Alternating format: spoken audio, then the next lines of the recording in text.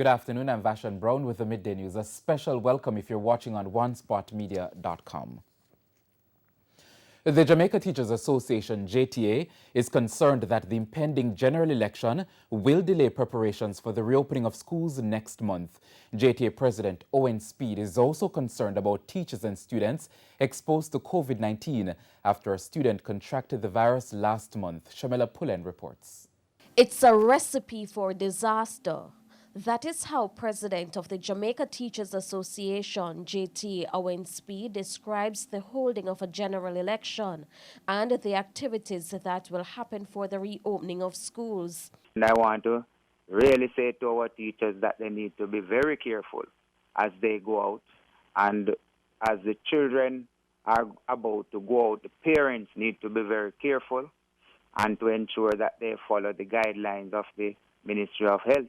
But how can people campaigning obey the guidelines of the Ministry of Health? I don't see them abiding by the social distancing, physical distancing guidelines at all. The JTA president is also concerned for the health of teachers and students from a high school in the corporate area who recently interacted with a CSEC student who has tested positive for COVID-19. This happened when high schools reopened briefly in July to assist students preparing for the Caribbean Examination Council examinations. As we understand it, the student was there among a group of other students who were preparing for CSEC a few weeks ago, I think about maybe 2 weeks ago, and the student was tested and the result came out positive. We understand that the health ministry is on it in terms of doing contact tracing, but we are not so sure of those results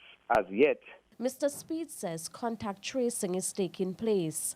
He's hoping that contact tracing can be done quickly. I know it's going to be difficult because the children, we don't know where the child contracted the virus from, but the truth is that that child was intermingling with other children on the school premises. And, you know, the Ministry of Health just needs to move speedily to find those persons who might have come into contact with that child and to have the teacher tested as well. Shamela Pullen, TVJ News. And with Jamaica now recording more than 1,000 cases of COVID-19, opposition leader Dr. Peter Phillips is chiding the government for its handling of the outbreak. Now, he called for the mobilization of more resources to strengthen the current approach. We have more in this report. Take responsibility for COVID-19, says the opposition, a call for the government to change its approach to controlling the virus. Opposition leader Dr. Peter Phillips says while individual responsibility must be encouraged, the government should also take some blame for the growing number of positive cases. Who was responsible for the backlog of tests that was going on? 10,000 tests that were backing up time and time and time again. Not the citizens. And we all know that test results delayed for weeks are of less value to planning anything. If you get the result 2 weeks, 3 weeks, 4 weeks after, then it don't tell you what you are now. Since the reopening of the borders in June to Jamaicans and tourists, there have been concerns about how these persons would be monitored. Dr. Phillips chastised the government for poorly handling the process. It's not a matter of simply sending people to go to quarantine. You have to check to the reality is that you know from the beginning that plenty of people not going to observe the quarantine. And you have a responsibility from the very beginning. And it could have been met. It could have been met if you had agreed to mobilize the teams of university students on holiday, of people in other tertiary institutions on holiday, of all the people qualified but who couldn't get a work at JUTC. Put them to work in helping to monitor what is happening in COVID. As a fix, they're calling for ramped-up testing and the deployment of more personnel. They need to immediately mobilize the army of volunteers so that they can properly do the screening at our airports and our ports and elsewhere. Every one of us, I don't know, but I know I have got multiple reports of people who have come into the country, have been tested, and some have left the country without getting any result from any test that they have done. The system can't run so. Prince Moore, TVJ News. The Jamaica Umbrella Group of Churches is in agreement with the government's decision to tighten restrictions on funerals following reports of mourners flouting COVID-19 prevention measures. Current protocols stipulate that there should be no more than 50 persons at a funeral, depending on the square footage of the church, and no more than 15 persons at the burial site. Prime Minister Andrew Holness is set to announce new restrictions in the House of Representatives tomorrow. Chairman of the Jamaica Umbrella Group of Churches, Reverend Dr. Peter Garth, says members of the group have been struggling to get persons to adhere to COVID-19 protocols.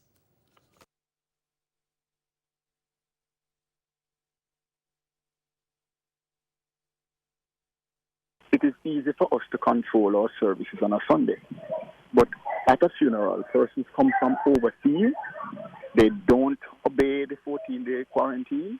Persons come there that you don't know, and they refuse to comply. I know that our leaders have tried to do a little housekeeping at the beginning of the service, and then some have even stopped the service and asked those persons who are not in compliance to leave. And we have been in a little bit of spot because even speaking personally, I have refused a lot of funeral services because of how persons have responded. Now, as Dr. Garth mentioned in that insert, some persons who arrived in the island to attend funerals have also attempted to breach the 14-day quarantine. One group of persons had to put off a funeral 2 weeks down the road because they were saying that they were going to get permission to come out of the 14-day quarantine, and we asked them to show us the proof, and they had to wait. That's how it is. You know, we don't have a problem with it because already we are swamped with persons wanting to have funeral services, and they are non-compliant. So a number of our colleagues have been sort of ostracized by the public because we are cautious about weddings and funerals, and we have been adamant. And we now take a break on the Midday News, but we'll be right back. Please stay with us.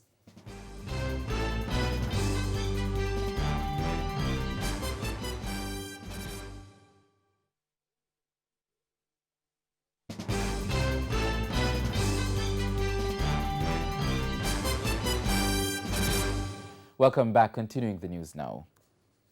As campaigning intensifies ahead of the announcement of the general election, the Office of the Political Ombudsman is monitoring reports of rising tensions between supporters of some Jamaica Labour Party and People's National Party representatives. Political Ombudsman Donna Parchment Brown says the supporters have been spray painting political messages in sections of the corporate area. In an interview with our news centre last night, Mrs. Parchment Brown said the incidents have the potential to result in confrontations. For example, out in Bull Bay and at Standpipe, people have done markings on the walls of people's homes and other buildings, and that, you know, is potentially creating some conflicts. I'm seeing in Waterhouse, where the new candidate is speaking about his concerns about violence, and the current MP is also concerned about, you know, threat of violence. The political ombudsman says steps will be taken shortly after the date for nomination day is announced to prevent further flare-ups. It's more unpleasant than I would expect. There are more complaints than there should be at this stage. And some of the complaints are about conduct which was quite avoidable. And so I really want to encourage every candidate to be worthy of the faith and confidence of the Jamaican people. 2 or 3 days after nomination day, I will be inviting all candidates and their campaign managers to meet the custodians of their parish and to sign a declaration that they will live up to the code of conduct, because I'm here to help them and to monitor and to support. But the duty to live up to the code resides on each and every political actor and on the leaders of the political parties. Justice Minister Delroy Chuck is defending the Supreme Court's ruling in the case brought against the Kensington Primary School regarding a student sporting locked hair. There has been intense discussion following the ruling, which stated that the child's constitutional rights were not breached by the institution. Mr. Chuck says based on the ruling from the Supreme Court, it was identified that the student's hairstyle was not done for religious purposes. The court made it very clear that if it's a religious position, a freedom of religion would allow them to wear braiding, locks, as the case may be, but it was not a religious position. My view is that the court was correct in that if it is not interfering with your freedom of religion, then there has to be some guideline by the courts or by the school.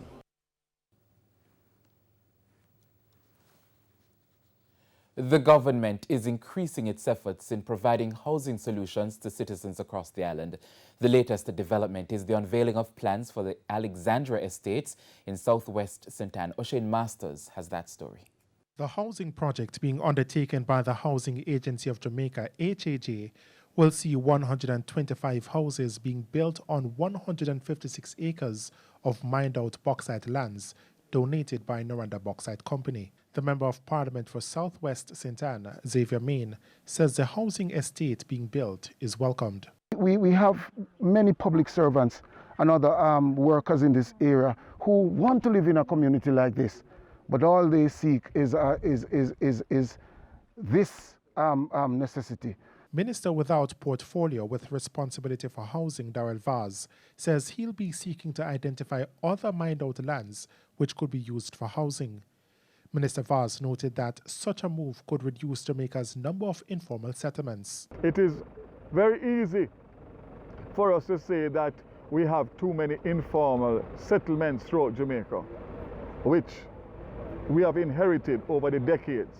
So regularizing them is one aspect of it, but unless you have new and affordable housing coming on stream on a regular basis for the citizens of Jamaica, then you will never get away from persons settling informally. As for the Alexandria Estate, Mr. Vaz noted that work should begin this year. However, some hurdles are still left to cross. We have to go to Cabinet for final approval. We have some discussions to finalize with the other agencies, but I would say that we can get it to Cabinet within the next 60 to 90 days, and thereafter obviously go through the procurement to identify a contractor. In the meantime, Mr. Vaz has given this assurance to the people of Southwest St. Anne in relation to the housing solutions.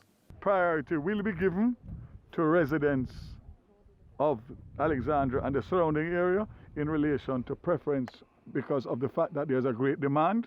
You will probably be oversubscribed tenfold, so it is important that HAG and yourself work to make sure that residents of Southwest St. Anne and adjoining communities get first preference. O'Shane Masters, TVJ News.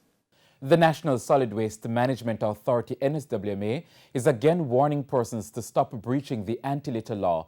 This as the agency continues to conduct operations aimed at removing mini dumps in communities across the island. This was an unoccupied open lot located at the entrance of Payne Land in St. Andrew. Now it serves as a mini dump.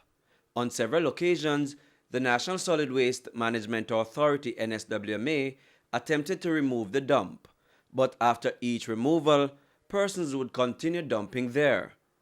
The residents claim that persons who are not from the community would dump their garbage at the location when passing. Now, the residents say they are fed up and they want the area to be transformed into something constructive to prevent the illicit practice. I live on the front and enough time I have to look through my window and I say, hey, go through it to that skin, it's empty. Regular, and them turn around and cuss me. My suggestion is to put something constructive where can benefit all the scheme and some youth who can generate something, give the youth them something more to do, down on the front. And Executive Director at the NSWMA, Audrey Gordon, couldn't agree more. We are in discussion with the Member of Parliament and the Councillor to ensure that we come up with the right solution as it relates to what will be put there in place of the emptiness that obtains now. Mr. Gordon explained that the agency has been conducting operations geared towards removing mini dumps in various communities island-wide. He said while some have embraced the transformation, others have gone back to their old ways. We have seen several improvements. We have seen where we have cleaned up our area, we have beautified the area, and it is holding very well. We speak of Toyspen in St. Catherine as one example, Sheffield in Westmoreland, and the main road there is another example. But unfortunately, there are times when, because we don't have the manpower to do this kind of island-wide spread and to watch all of them in a 24-hour basis, that some of them drift back. But at a recent community meeting, Mr. Gordon reiterated the call for persons to obey the Anti-Litter Act. Our enforcement staff working with the Jamaica Constabulary Force is gonna be vigilant, they're gonna be serious, they're gonna be moving with like matlock. And woe be unto the one that we catch after this meeting.